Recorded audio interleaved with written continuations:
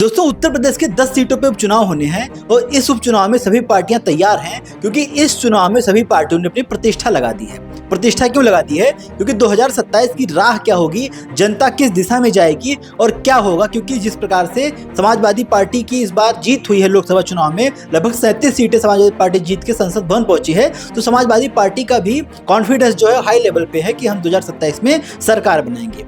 लेकिन योगी आदित्यनाथ जो हैं वो ऐसा होने नहीं देंगे, क्योंकि योगी आदित्यनाथ की जो लॉ एंड ऑर्डर की व्यवस्थाएं हैं उत्तर प्रदेश में और इनके जो काम है उसको जनता लाइक कर रही है। फिलहाल लोकसभा चुनाव में निराशा तो लगी, उसका भरपूर कारण बताया जा रहा है कि दिल्ली की गलतियां थी, इसीलिए ऐसा हुआ है। दिल्ली ने तमाम सारे टिकट नहीं काटे, तमाम सारे अनर्गल टिकट बांट दिए, तो हारना तो तय था।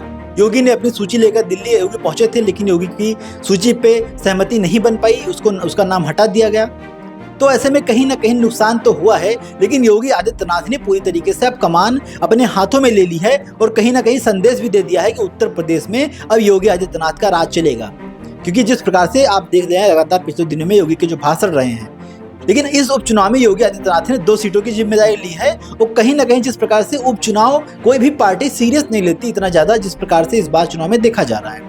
लेकिन इस बार बात है स्वाभिमान की, बात है 2027 की लड़ाई की। तो योगी आदित्यनाथ ने मिल्कीपुर सीट की जिम्मेदारी ले ली है, क्योंकि वहां से अवधेश प्रसाद जो कि अयोध्या से सांसद जीत के गए हैं, वो विधायक थे। तो योगी ने मिल्कीपुर जिताने की जिम्मेदारी ले ली है और पूरी तरीके से वो तैयार है। लेकिन इस चुनाव में एक बहुत बड़ा मोड़ आ गया है दोस्तों। आपको बता दें, मायावती ने भी इंटरेस्ट जगा दिया इस चुनाव में। अब मायावती के इंटरेस्ट जगाने से अखिलेश यादव के पसीने छूट गए हैं। क्यों? क्योंकि मायावती को आपको पता है वो दलित और हरिजन की विशेष रूप से वो नेता हैं और तमाम सारे वोटर्स उनके दलित और हरिजन होते हैं। लगातार पिछले आप चुनाव में आपने देखा भी है कि उनका जो वोट फैक्टर है वो दलित और हरिजन है।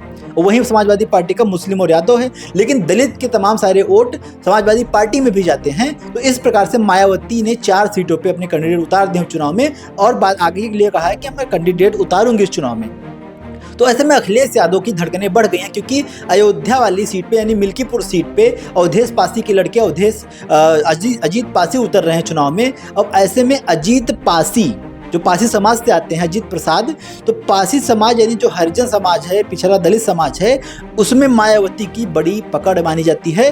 और अगर अजीत प्रसाद का वोट मायावती खींच लेती हैं तो भारतीय जनता पार्टी तपाक से वहां पे सीट निकाल लेगी और समाजवादी पार्टी देखती रह जाएगी। तो इस चुनाव में सारा समीकरण ऐसे ही चल रहा है कि अगर समाजवादी पार्टी को जीत दर्ज करनी है तो मायावती को निष्क्रिय रहना होता, लेकिन मायावती अब सक्रिय हो चुकी है। मायावती ने ट्वीट भी कर दिया है, मायावती ने 4 कैंडिडेट के नाम की घोषणा भी कर दी। आगे भी बात चल रही है कि 10 सीटों पे हम कैंडिडेट उतारेंगे। अब योगी आदित्यनाथ की राह तो साफ हो गई है, क्योंकि योगी आदित्यनाथ ने मिल्कीपुर की जिम्मेदारी खुद ले रखी थी। वहीं जिस प्रकार से इस बार चुनाव में माना जा रहा है कि अगर ये परफॉर्मेंस अच्छा नहीं रहेगा, 70 से 80% सीटें भाजपा के पक्ष में नहीं जाएंगी, तो योगी के ऊपर खतरा आ जाएगा। फिलहाल योगी तैयार हैं और मायावती ने योगी की जो राह है वो आसान कर दी है। और तमाम सारे मुद्दों में अभी आपने देखा है कि जिस प्रकार से मायावती ने किस प्रकार से योगी आदित्यनाथ का सपोर्ट किया है, कदम कदम पे सपोर्ट किया है। वहीं ममता बनर्जी का खुला विरोध किया है बंगाल के कांड पे। मायावती तो सीटें नहीं जीत पाई हैं, ज्यादा खास कुछ नहीं कर पाई, लोकसभा में भी उनका खाता नहीं खुला है, वहीं विधानसभा चुनाव में भी उनकी गड़बड़ ही हाल थी।